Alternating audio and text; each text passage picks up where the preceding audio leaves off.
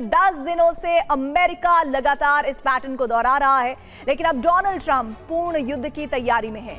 एक ऐसी जंग जिसका दायरा ईरान युद्ध 2.0 से कहीं बड़ा होने जा रहा है। दरअसल रिपोर्ट्स की माने तो अभी तक अमेरिका हथियारों की कमी के चलते सीमित युद्ध लड़ रहा था, लेकिन अब ट्रंप एक बड़े हमले की तैयारी में है ताकि इस जंग को, जो जानकारी मिल रही है, जल्द से जल्द खत्म किया जा सके। लेकिन एक्सपर्ट्स इसे डोनाल्ड ट्रंप की बहुत बड़ी गलती मान रहे हैं। डर यह है कि अब अरब में महातबाही का कारण यह फैसला हो सकता है। रिपोर्ट में दावा है कि ट्रंप प्रशासन युद्ध का दायरा बढ़ाने पर विचार कर रहा है, लेकिन इस वक्त अमेरिका पूर्ण युद्ध लड़ने की स्थिति में नहीं है। इस बात की चेतावनी एक पेंटागन के अधिकारी ने दी है। लंबे युद्ध के लिए अमेरिका के पास गोला बारूद की कमी है। अमेरिकी हमले और रक्षा से जुड़ी मिसाइलों का स्टॉक घटता जा रहा है। अमेरिका कुछ हफ्ते से ज्यादा जंग जारी रखने की स्थिति में नहीं है। अमेरिका को ईरान के खिलाफ बड़ी संख्या में मिसाइलों का इस्तेमाल करना पड़ रहा है, लेकिन प्रोडक्शन की रफ्तार कम होने की वजह से तेजी से खाली होते जखीरे को भरना बेहद मुश्किल है।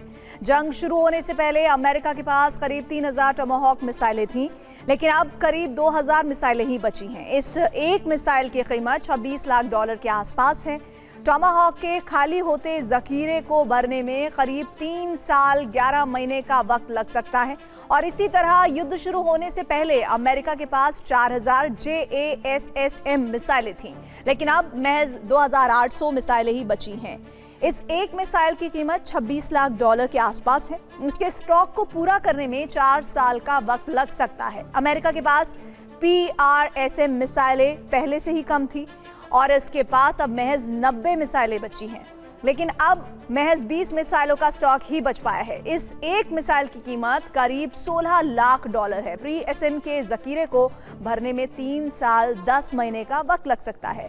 SM-3 मिसाइलों का जखीरा भी करीब आधा हो चुका है। अमेरिका के पास ऐसी 410 मिसाइलें थी, लेकिन अब करीब 160 से 280 मिसाइलें शेष बची हैं। इसकी कीमत $2.87 करोड़ के करीब है।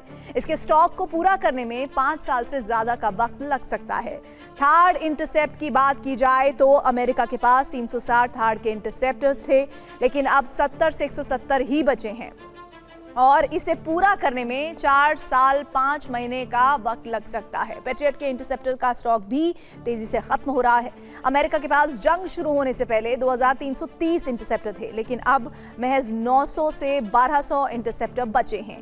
इसके एक इंटरसेप्टर की कीमत $39 लाख के आसपास है। पूरे स्टॉक को भरने में 3 साल से ज्यादा का वक्त लग सकता है। अमेरिका जंग में अरबों डॉलर फूंक चुका है, लेकिन पैसे होने के बावजूद अमेरिका के पास हथियारों की कमी है, क्योंकि हथियार उत्पादन की रफ्तार उतनी नहीं है जितनी तेजी से हथियार खर्च हो रहे हैं। दावा है कि अमेरिका में युद्ध के अगले चरण की तैयारी हो रही है। पेंटागन के अधिकारियों ने ट्रंप के सामने कई विकल्प पेश किए हैं और अब इंतजार सिर्फ अमेरिकी राष्ट्रपति की मंजूरी का है।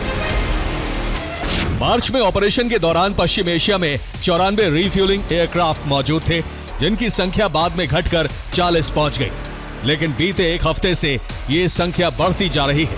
दावा है कि 60 से ज्यादा रिफ्यूलिंग एयरक्राफ्ट यहां पहुंच चुके हैं। अमेरिकी राष्ट्रपति ने युद्ध के अगले चरण की तैयारी शुरू कर दी है, जिसके लिए यूरोप से फाइटर जेट अरब भेजे जा रहे हैं। दावा है कि अमेरिका 50 से ज्यादा फाइटर जेट अरब भेजने की तैयारी में है।